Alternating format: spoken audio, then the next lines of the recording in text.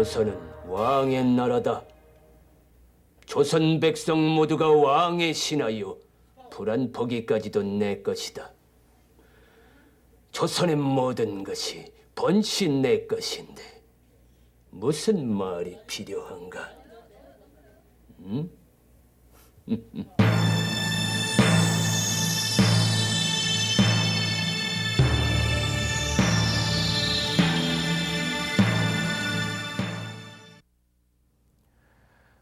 조선의 모든 백성은 왕의 신하요 조선의 풀한포기도 모두 왕의 것이다. 이 말은 조선시대 임금에 대한 인식이었습니다. 이 말은 해석하기에 따라서 그 뜻이 전혀 달라집니다. 모든 게 왕의 것이니 그만큼 귀하게 여긴 임금이 있는가 하면 또 모두가 내 것이니 내 마음대로 해도 된다는 그러한 해석도 가능한 것입니다. 그 두 번째 해석이 바로 연산군의 입장이었습니다. 우리가 연산군의 폭정을 얘기할 때 가장 먼저 떠오르는 것은 역시 술과 여자입니다. 조선시대 궁궐 안에는 양기라는 기생제도를 두어서 연희가 있을 때 그들은 가무를 맡았습니다. 그런데 3년마다 뽑던 이 기생제도가 연산군 때에 와서 완전히 바뀌게 됩니다. 아예 채용사란 직위까지 두어서 전국 팔도에 있는 미녀들을 뽑아 올리게 되니 1년 만에 그 숫자가 2,000명이나 됩니다. 그 중에서 가장 최고의 기생을 부르는 말을 흥청이라고 합니다. 2,000명이나 되니 누가 누군지 분간도 못할 것인데 연산군은 다시 그 미인들을 135등급으로 나누어서 그들에게 이름을 지어줍니다.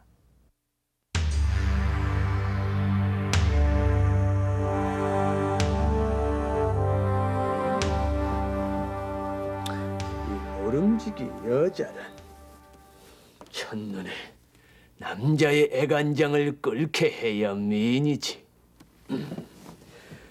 봄보들 같은 눈썹에 꽃송이 같은 얼굴, 붉은 입술.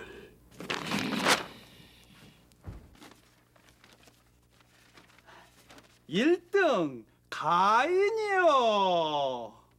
하지만 가무에 서툴면 쓸모없나니 여자란 재주가 있어야 돼. 2등 제인이요. 오, 그래. 이 전체적으로는 고운 저태가에 물씬 풍겨야지. 3등 려인이요. 벌써 네 번째냐? 예. 가만, 걸음걸이가 사뿐사뿐, 이 엉덩이가 살랑살랑. 팽팽을 긴자 붙여 써놓자. 예. 몇 개나 불렀냐?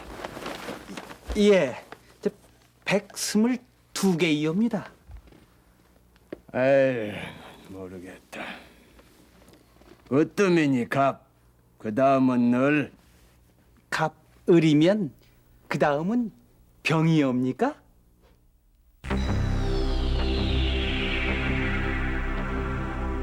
이렇게 연산군이 만든 미인의 이름은 모두 135개. 이것은 연산군이 기생들에게 쏟은 관심을 보여주는 하나의 예로 실록에는 이 외에도 흥청들과 관련된 궁궐 안팎의 소동들이 낱낱이 기록돼 있다. 첫 번째는 2,000명이 거처할 곳이었다.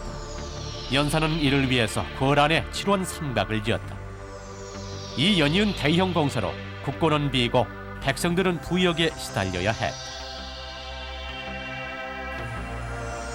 뿐만 아니라 흥청이 쓸 그릇이 모자라자 상점을 뒤졌고 숨기고 내놓지 않는 상인에겐 장 80대의 형을 내렸다. 또 흥청들에게 쇠고기를 먹이기 위해 수레를 끌던 소까지 잡아가 백성들의 곡하는 소리가 끊이지 않았다. 기생 중의 기생은 흥청이요, 그 흥청 중에서도 특별히 왕과 동침한 여자를 천과 흥청이라 했다. 천과 흥청이 되면 왕비의 행세가 부럽지 않았고 그 가족들 역시 부역이 면제되는 등 각종 특혜가 내려졌다. 가족들은 평소 눈여겨두었던 집과 논밭도 고를 수 있었다.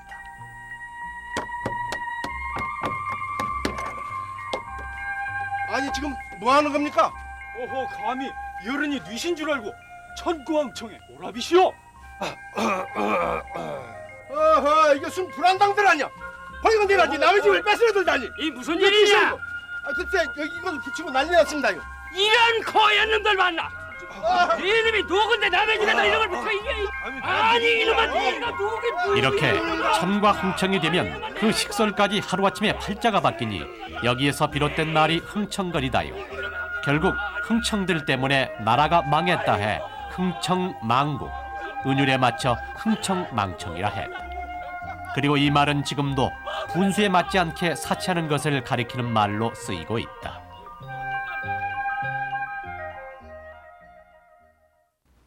그래서 흥청망청이군요. 당시 실록을 살펴보면 흥청들은 금은 무화로 치장을 하다못해 악기까지 순금 장식을 해서 썼다고 하니 그 사치는 상상을 뛰어넘을 정도였다고 합니다. 우리가 쓰고 있는 흥청망청이란 말도 연산군의 폭정이 남긴 흔적인 셈입니다. 이렇게 연산군의 폭정은 500여 년 전 조선시대 백성들에게만 그 영향을 끼친 것이 아니었습니다. 오늘 우리가 연산군의 폭정을 자세히 살펴보고자 하는 것은 한 사람의 폭군이 역사에 끼친 폐해를 확인해 보기 위해서입니다. 그 대표적인 것이 바로 왕의 신분으로 사초를 본 것입니다. 사초는 실록을 편찬하는 자료입니다. 그 속에는 왕이나 대신들의 언동이며 또 당대 인물들에 대한 평가도 씌어 있었습니다. 왕 역시 예외가 아니어서 왕의 품성이나 사생활까지도 사관들이 보고 들은 그대로 적혀 있었던 것입니다. 그래서 임금들도 사초나 또는 편찬이 완성된 실록은 보지 않는 것이 관례였던 것입니다. 그런데 연산군이 유일하게 그 금기를 깨고 사초를 보았던 것입니다.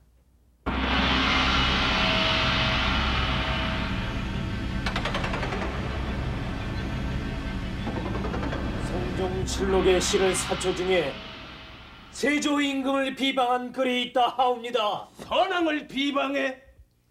김일손이란 자가 스승이었던 김종직의 글을 빌려 세조 임금을 비방하였사옵니다. 모두가 이 말 많은 살인의 무리가 아니더냐. 이것들이 내 처음 보위에 오르는 날부터 왕을 능멸하려 들더니. 여봐라! 지금 당장 김일손의 사초를 가져와라! 전하, 예로부터 임금은 스스로 사초를 보지 않사옵니다. 그거야 원칙이지. 이건 달라. 선왕에 대한 비방을 했다지 않나? 김일손의 사초는 저희가 알아서 이미 실록에서 삭제했사옵니다. 그러하옵니다. 그런데도 굳이 사초를 보자시면 앞으로 사관들이 어찌 직필로 역사를 남기겠사옵니까? 선왕에 대한 비방은 곧 나에 대한 모욕이다.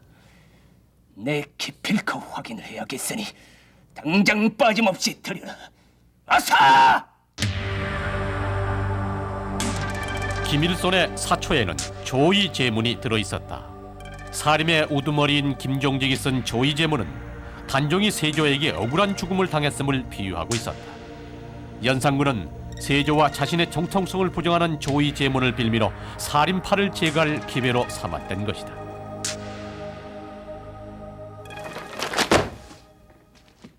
김종직, 그자의 묘를 파헤쳐 시신의 목을 베어라. 김일손, 허반의 무리도 능지 처참하라. 문제의 사천은 모조리 불태 없애버려라. 지금 저들의 음모가 낱낱이 드러났건 여전히 저자들을 비호하는 자들이 있다니 저 살인의 무리들도 당장 잡아다 신문하라. 이것이 연산군 4년에 일어난 무오사화로 살인파 24명이 화를 입었고 이미 세상을 떠난 김종직, 그는 조선 역사상 처음으로 부관 참시에 처해진 인물로 기록됐다. 무오사화는 흔히 사체 문제를 둘러싼 훈과 살인파의 갈등이라고 이해하는 경향이 많습니다. 그러나 또 다른 측면에서 보면 무오사화는 연산군이 즉위한 이후 발생하기 시작한 군주권과 주로 3, 4를 중심으로 한 언간권의 계속적인 정치적 갈등이 무오사화로 표출되었다고 할 수 있습니다. 결국 연산군은 사초 문제를 빌미로 무오사화를 일으켜 즉위 초 이래 훈구 세력은 물론 자신의 군주권까지 압박해온 3, 4를 중심으로 하는 살인파 세력들을 제거함으로써 궁극적으로 왕권을 강화하려고 하는 의도를 가지고 무오사화를 일으켰다고 할 수가 있겠습니다.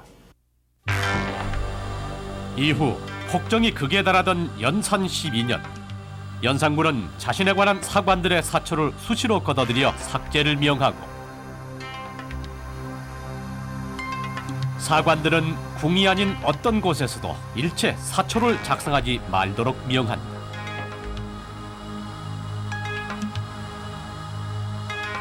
이렇게 연산군에 의해 꺾여진 사관들의 붓은 중종이 즉위한 후에도 한동안 힘을 찾지 못했다. 당시 사관들의 안이해진 태도를 보며 한 사관은 이렇게 한탄했다. 무오사화 이후 사관이 쓸 수 있는 것은 왕이 지시한 어명뿐이었다. 사관들의 임무는 시대 진실을 기록하는 일이었습니다. 그 사초를 토대로 실록을 편찬했고 또 있는 그대로의 역사를 후세에 전하기 위해서 임금들은 사초는 물론 실록조차도 보지 않았던 것입니다. 그런데 연산군은 이러한 금기를 깨고 이 사초를 정적을 제거하는 명분으로 삼았던 것입니다. 뿐만 아니라 선왕의 사초는 물론이고 자신의 사초까지도 수시로 걷어들여서 삭제를 했던 것입니다.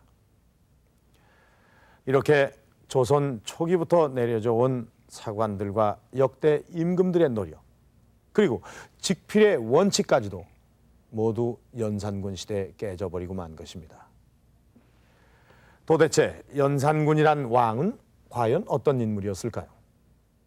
그의 복정을 살펴보기 전에 연산군이 왕위에 오르던 그 당시로 거슬러 가보겠습니다.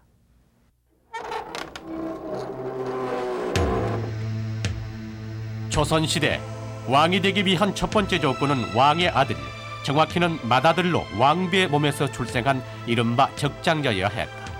그러나 적장자라는 조건을 갖춘 왕은 예상외로 드물다. 태조 이후 2대 정종부터 9대 성종까지를 살펴보면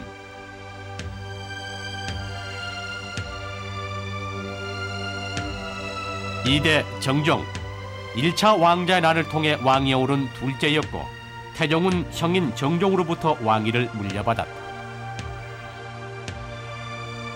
태종의 적장자는 양녕대군, 그러나 양녕은 폐세자가 됐고 셋째 충녕군이 보위에 오르니 그가 바로 세종이다. 다음 5대 문종, 6대 단종은 적장자였으나 세조에 와서 다시 바뀌게 된다. 8대 예종은 세조의 둘째 아들로 즉위 1년 만에 사망했고 이어 그 조카인 성종이 보위에 오른다. 성종 역시 형인 월산대군을 제치고 왕이 된 경우다. 결국 적장자로 왕위에 오른 왕은 문종과 단종 단 2명에 불과했다. 그러나 즉위 당시 이미 병약했던 문종은 2년 만에 사망했고 그 아들 단종은 겨우 12살의 나이로 보위에 올랐으나 숙부인 수양대군에게 왕위를 빼앗기고 만다. 반면 즉위 당시 연산군은 안정적인 조건을 갖추고 있었다. 연산은 선왕 성종의 적장자로 태어나 8살의 세자로 책봉됐다. 그 후 11년간의 세자 수업을 받고 19살의 혈기왕성한 청년으로 왕위에 올랐던 것이다. 그리고 연산이 즉위할 당시의 민심은 이렇게 기록돼 있다. 연산이 왕위에 오르니 조정의 신하와 만 백성이 영명한 왕이라 칭송하였다. 적장자란 조건에 영왕이란 칭송까지 들으며 보위에 올랐다. 연산군이 즉위할 때의 모습은 이렇듯 다른 어떤 임금들보다도 안정적이었습니다. 그런데 그 이면에는 또 다른 변수가 있었습니다. 연산군이 즉위할 때 조정 내에는 두 세력이 있었습니다. 바로 훈구와 사림이었습니다. 훈구는 세조 때 책봉된 공신들이 그 뿌리입니다. 조카인 단종을 폐위하고 왕이 된 세조가 등극할 때 도운 대가로 그들은 대를 이으면서 부와 명예를 누려왔던 것입니다. 이와는 반대로 사림은 지방에서 유학을 공부하던 학자들이었습니다. 그런 사람들이 정계에 등장하게 된 건 당시 세력을 확장하던 훈구 대신들을 견제하기 위한 성종의 정책이었던 것입니다. 성종 이래 이 사림은 홍문관, 사간원, 사헌부 등 이른바 언론 3사를 중심으로 성장을 해서 당시 훈구 대신들의 부패상을 집중 공격했던 것입니다. 이렇게 전혀 다른 두 세력을 조화시키는 것이 연산군의 일이었습니다. 두 세력의 갈등 속에 강력한 왕권을 행사하려던 그의 야심은 정반대의 선택을 하게 합니다. 먼저 여론 정치를 주도하며 왕에게까지 거침없이 비판을 하던 사림을 연산 4년 앞에서 본 무오사화 때 제거해버리고 맙니다. 그것으로도 부족했던 것일까요? 그로부터 6년 뒤 연산은 또 한 번의 사화를 일으킵니다. 그것이 바로 갑자사화입니다. 갑자사화는 연산의 생모, 즉 폐비 윤씨 사건의 전모가 밝혀지면서 시작이 됩니다.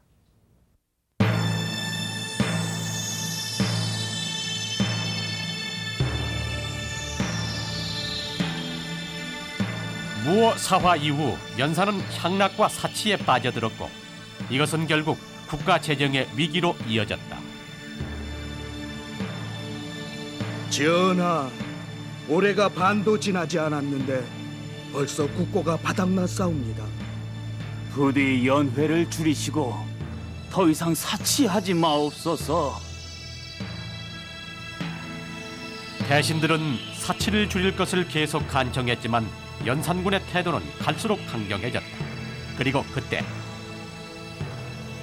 연산군의 생모 폐비 윤씨 사건이 밝혀진다. 실록은 연산의 측근인 임사홍이 폐비가 성종의 두 후궁 엄씨와 정씨의 모함으로 폐위됐음을 알렸다고 적고 있다. 연산 10년 3월 20일 연산은 엄씨와 정씨를 타살하고 이어 폐비 사건 관련자들을 색출해 처벌에 나섰다. 이것이 갑자사화다. 그러나 연산은 폐비와 관련 없이 영의정 성준, 우의정 이국균 등을 왕을 능멸했다는 죄목으로 연루해 조정 대신 52명이 단죄됐다.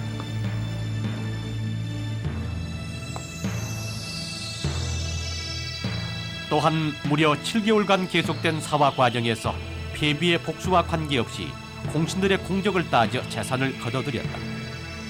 실록은 이것을 향락의 재원이 부족했던 연산이 공신들의 재산을 노리고 벌인 일이라고 적고 있다. 갑자사화는 연산군이 생모인 윤씨가 폐비되고 사역을 받아 죽게 된 그 사건을 알게 되어서 복수심이 폭발해서 일어난 사건으로만 생각하기가 쉽습니다. 그렇지만 실제 연산군은 여러 가지 이유로 여러 신료들을 처벌하고 왕권을 강화하거나 또 국가 재정을 강화할 그럴 계획을 가지고 있었던 것으로 생각이 됩니다. 실상 왕실의 사적인 재산은 성종대에 이르러서는 여러 왕자와 공주가 결혼하는 그런 과정을 거쳐서 얼마 남지 않았고 그래서 국가 재정을 끌어다 써야만 하는 그런 형편에 있었습니다. 거기다가 연산군의 방탕과 사치가 재정의 부족을 초래하였고 여기에 연산군의 끝없는 이 권력욕이 무제한적으로 발동을 해서 신료들을 처벌할 그런 생각들을 꾸미고 있었습니다. 그래서 폐비 사건을 알지 못했다 하더라도 사화가 일어났을 가능성은 충분히 있습니다. 거기에다가 임사홍이라든가 이러한 몇몇 신료들이 왕과 결탁해서 자기 권력을 강화하려고 해서 신료들 사이에 내분이 일어나고 있었던 것도 사화가 일어나는 한 원인이 됐습니다. 갑자사화는 단순한 복수극이 아니었습니다. 명분은 폐비의 복수였지만 폐비 사건과 직접 관련이 없는 영의정과 우의정 등 조정 대신들이 몰살당했고 그들에게 몰수한 재산은 향락의 재원이 됐습니다. 결국 연산군은 어머니의 죽음마저도 자신의 권력을 위한 도구로 이용했던 것입니다. 우리가 연산군을 폭군이라고 부를 수밖에 없는 또 한 가지의 이유가 있습니다. 그것은 바로 처벌 과정에 있어서의 잔인함입니다. 윤소희 씨, 네. 앞에서 본 것 외에 또 다른 기록이 있습니까? 네. 연산 10년 12월에 쇄골 표풍이라는 처벌이 등장합니다. 쇄골 표풍이요? 네. 연산군은 우의정 이극균 등의 시신을 들판에 버려두고 매장하지 못하게 했지만 반드시 매장한 자가 있을 것이라고 전제하면서 시신을 파내고 해골을 분쇄해서 바람에 날려버리라고 명합니다. 이것이 쇄골 표풍인데요. 모두 19명의 시신을 이렇게 처리했습니다. 그러니까 시신의 뼈를 부수어서 바람에 날리는 형이군요. 네. 그리고 11년부터는 촌참이란 형이 자주 등장하는데요. 11년 2월 내관 김계명이 왕명을 어기자 낙형이라고 해서 불에 달군 쇠로 살갗을 찢으며 추국을 하고 촌참이라고 해서 몸의 마디마디를 자른 기록도 있습니다. 사람의 몸을 마디마디 자르다. 갑자사화 이후 연산군의 폭정은 날이 갈수록 잔인해지고 있었던 것입니다. 이런 폭정의 시대는 곧 침묵의 시대입니다. 이런 공포정치 속에서 누가 감히 입을 열 수가 있겠습니까? 갑자사화 이후 연산군은 그간 왕에게 충고를 하던 홍문관 사관원을 혁파해버렸지만 그 누구도 반대하지 않았습니다. 그걸로도 모자라서 온갖 기이한 방법으로 언로를 막으니 이것이 바로 연산군의 네 번째 폭정입니다.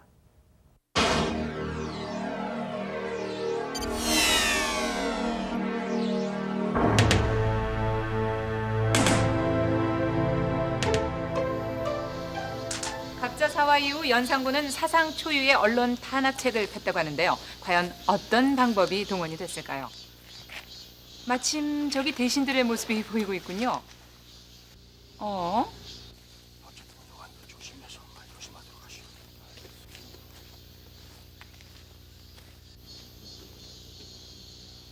충성? 저기 잠깐만요. 왕한테 충성하는 것도 좋지만 좀 심한 것 아닙니까? 이 사람이 얘가 어디라고 입 조심하시게. 아니, 이렇게 하면 왕께서 총애하시겠어요? 속모르는 소리 하지 마시오. 좋아서 붙인 게 아니라 어명이요. 근데 허리에 차고 계신 건 뭐예요? 신원패란 거요. 신원패? 입은 화를 부르는 문이요. 혀는 몸을 베는 칼이니 입을 다물고 혀를 깊이 간직하면은 편안하고 안전하리라. 그러니까 입조심하라는 얘기네요. 그렇소. 며칠 전에도 내관 하나가 말실수를 해 장 30대를 맞았소. 내관과 대신 모두 차고 다니며 입조심을 하란 어명인 게요.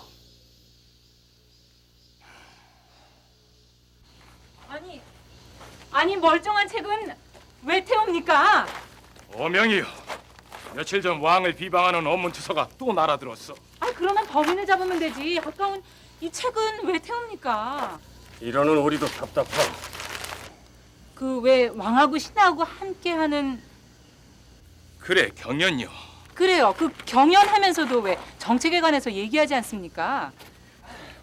원래 학문에 취미가 없는 데다 항상 논쟁을 해야 되니 일찌감치가 없앴어. 요즘은 노는데 정신이 팔려서. 아니고 대감, 우리 나무가 대감.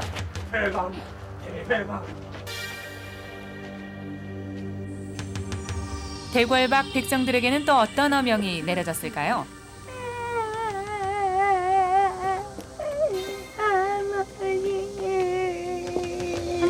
아니 꼬마야 왜 웃니?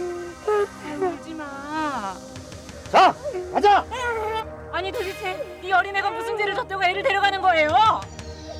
이자의 앞집에 사는 자가 왕을 비방한 방문을 붙인 혐의로 체포됐어. 글쎄는 아무것도 모른다니까요. 죄는 앞집 사람들이 졌는데 왜 이 사람들을 데려가는 겁니까? 어허! 삼전지를 모른다니. 그 사람 뒷집에 사는 게 이 사람 죄요. 자, 하자. 와! 삼전리는 조선시대의 연자제로 당사자는 물론 주변 세집 역시 장형에 처하고 귀양을 보냈습니다. 이렇게 말도 안 되는 이유로 어린애까지 잡아가는 아무도 왕에 대해서 말할 수 없었던 시대, 바로 연산군의 시대였습니다. 원래 이 삼전리는 대역죄를 저지른 죄인에게만 적용되던 법이었습니다. 대역죄란 그 사안의 중대성 때문에 본인은 물론 이웃까지도 처벌을 받았던 것입니다. 그런데 연산군 시대에는 왕을 비방하는 말 한마디, 투서 하나까지도 이 대역죄의 적용을 받아서 삼전린으로 인한 그 피해가 대단히 컸던 것입니다. 그래서 사람들은 이웃을 감시하고 또 고발을 해야 했고, 그러므로 해서 사람들의 심성은 더욱 거칠어져 갔던 것입니다. 그러나 왕을 비방하는 한글 투서나 방은 계속해서 나붙었고, 급기야 연산군은 한글 서적을 불태우고 그 사용을 금지시킵니다. 당시에 언문이란 그 질시와 천대 속에 한글은 국민들 사이에 점차 보급이 되던 그런 시기였습니다. 그러나 연산군의 탄압책으로 어렵게 내린 그 한글이 뿌리까지 잘려나갔던 것입니다. 이렇듯 사람들의 심성을 해치고 한글의 발전을 가로막은 것, 그것이 연산군의 또 다른 죄였던 것입니다. 이렇듯 폭정을 자행하던 말년, 연산군은 어떤 생각을 하고 있었던 것일까요? 그의 심리 상태를 한번 들여다볼까요? 너 지금 뭐라 했느냐? 죽을 죄를 지었사옵니다. 방금 연산군 앞에서 결코 입에 한자도 담아선 틀리지 안 되는 말고 이름, 그것은 그대. 바로 아버지 성종이었다. 그대로 하면 내 살려주지. 세작 더듬지 말고. 세자께서는 날로 총명하시니 똑바로 한자도 틀림없이. 돌아가신 아버님 성종 임금을 세자를 성종에 비유한 내관을 칼로 친 것은 연산 11년의 일이다. 이처럼 연산군이 성종에게 대해서 극도로 지나친 행동을 했던 까닭은 기본적으로는 성종이 양성해 놓은 언관권의 세력 확장이 결과적으로 연산군의 치세에 커다란 정치적 부담으로 남았다고 생각했기 때문입니다. 거기에다가 연산군은 그의 아버지 성종이 이루어놓은 많은 업적에도 불구하고 부족한 본인이 이를 쫓지 못한다라고 하는 극도의 자괴감과 부담감이 그러한 행동으로 표출된 것이 아닌가 생각이 됩니다.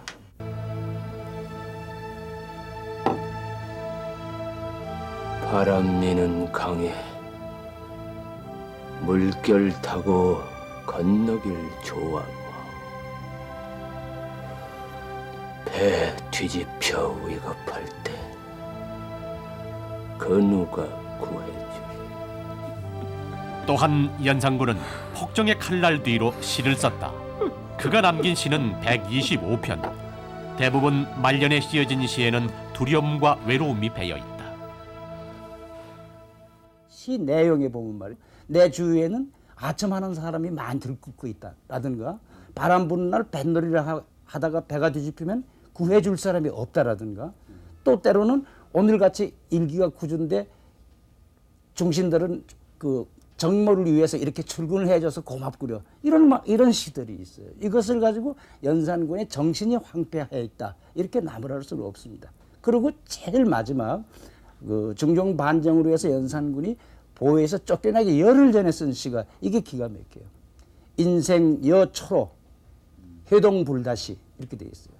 인생이라는 것은 불끝에 맺힌 이실과 같아서 만날 때가 많지 않구나, 이렇게 탄식을 하는 거예요. 그러면 이것은 자기의 종말을 완전히 보고 있었던 거죠. 그 시를 마지막으로 남겨놓은 걸 봐가지고는 연산군이 그 정신 외적인 문제로 정치적 이런 문제로 고달픔과 또 그러한 고달픔을 그 사람은 시를 써서 자기의 마음을 달래고 있었다.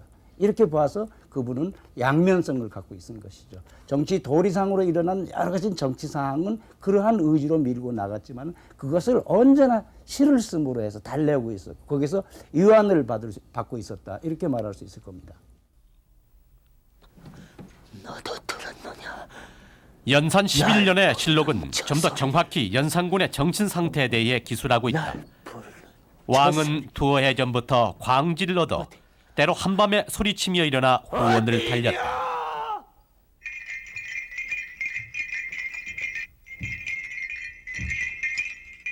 또한 구수라면 기뻐하며 스스로 무당이 되어 춤을 추고 노래하는데 그 모습이 마치 폐비의 혼이 와 붙은 것 같은 형상이었다. 그것을 보고 궁중에선 폐비 윤씨의 혼이 씌었다고 수군댔다.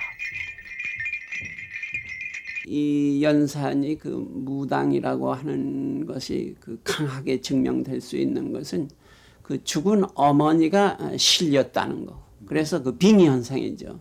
그러니까 이제 어머니가 되어서 어머니 소리를 하고 이제 어머니가 원한을 이제 쭉 얘기하게 되죠. 그런 현상하고 그 다음에 둘째 죽은 사람이 실려서 말을 했다. 이제 무당들이 죽은 사람이 실려서 이 점을 쳐주는 이런 똑같은 현상이거든요. 이러한 것으로 봐서 내린 꽃은 안 했지만은 연산은 강신무나 다름이 없다. 이렇게 이제 볼 수가 있겠죠. 그런데 이렇게 왕이니까 그 무당 노릇을 할 수 없잖아요.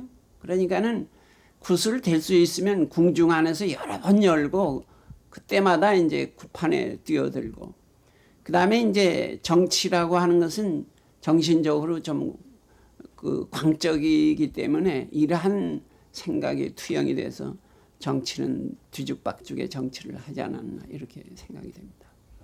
연산이 수많은 사람을 죽이고 수많은 여인들을 괴롭혔던 그 이면에는 사실은 연산 스스로가 느끼는데 자신의 나약함을 감추고 이런 것들을 극복하려는 면들이 많았었던 것 같습니다. 그래서 권력의 힘을 이용해서 자신이 강하다는 것을 스스로에게 인식시키고 그 나약하게 눈물을 흘린다든가 하는 면은 이때는 그 다른 인격체를 자신에게 빌려오는 상태라고 볼 수 있죠. 그래서 자신이 아는 다른 사람 상태에서 스스로가 나약함을 해소할 수 있는 그런 기회로 삼았었던 것 같고요.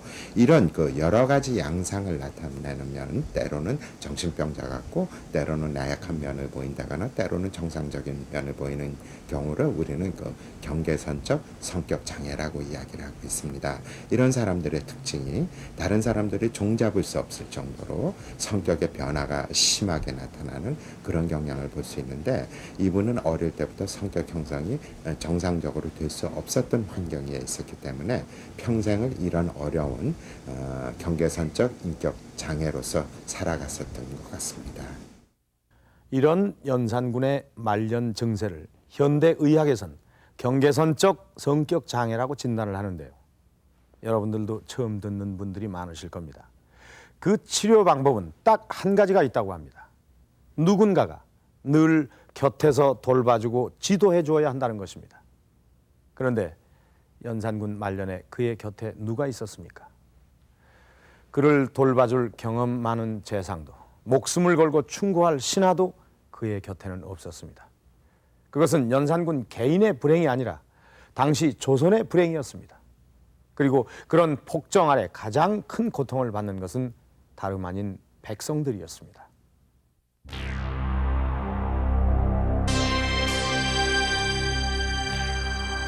갑자사화를 기점으로 연산군의 수탈은 본격화됐다. 먼저 왕실에 바치는 곡물의 양을 대폭 증가시켰고 그것으로도 부족하자 다음에 거둘 곡물을 앞당겨 거둘 것을 명한다. 여기에 각종 명목으로 별도의 세를 거두어들여 결국 과중한 세를 감당치 못한 백성들은 스스로 고향을 떠나야 했다. 그리고 연산 10년 8월 연산군은 금표를 확대해 경기도 일원에 민가를 철거하라는 어명을 내린다. 금표구역은 왕의 사냥터였다. 연산은 그 입구마다 금표비를 세우고 백성들의 출입을 금했다. 금표는 백성들에게 곧 죽음의 땅이었던 것이다. 당시 금표의 범위는 우리의 상상을 뛰어넘는다. 처음 토성박 10리에 국한했던 금표 지역은 연산 10년, 토성박 30리로 확장돼 고양, 양천, 과천 등에 살던 백성들이 터전을 이뤘다. 또한 연산군 말년인 12년엔 토성박 100리로 넓혀져 김포, 파주, 포천 일대는 물론 서쪽으로는 인천 앞바다까지가 모두 금표 지역이 됐다.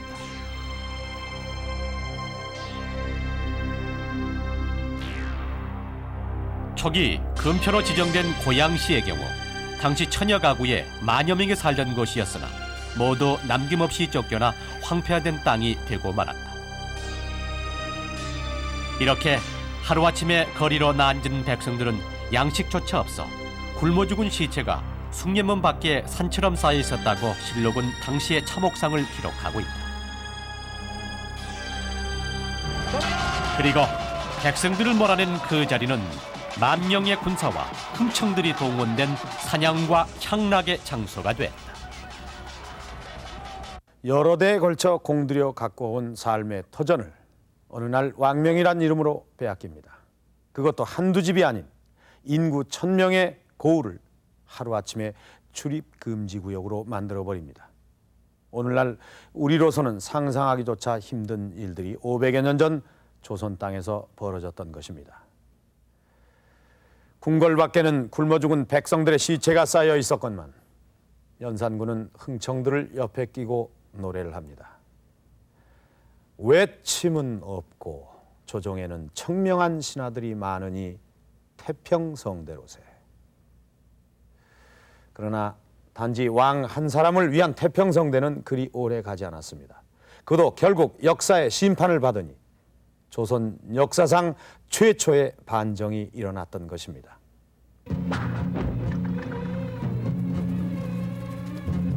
때는 연산군 12년 9월 2일 박원종, 성희안 등이 주도한 반정군은 궁으로 진입해 연산군을 폐위한다. 그리고 연산의 이복 동생 진성대군을 새 왕으로 추대한다. 조선왕조 역사에서는 중종반정 말고도 그 3번 정도의 비정상적인 왕위 교체가 있습니다. 그 1398년에 왕자의 난이라든가 세조가 단종을 찬탈한 계유정난, 그리고 1623년에 인조반정이 있습니다.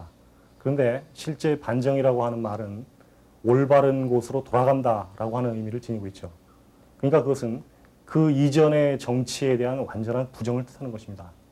근데 하필이면 계유정난이나 왕자의 난은 반정이라 부르지 않고 뒤에 중종반정과 인조반정만을 반정이라고 하는 것은 바로 중종 이후의 시기가 그 가장 명분론적인 성격이 강한 주자성리학이 조선 사회에서 자리를 잡아가던 시대이고, 바로 그 담당자들이었던 사족들이 정권을 장악하게 되면서 나온 말로 여겨집니다. 반정 이후 중종은 경연을 다시 실시하고 홍문관 사관원을 복구시킨다. 그리고 금표를 해제하여 백성들을 고향에 돌아오게 했고, 피해가 극심한 지역은 다음 추수까지 세를 연기해주는 정책을 폈다.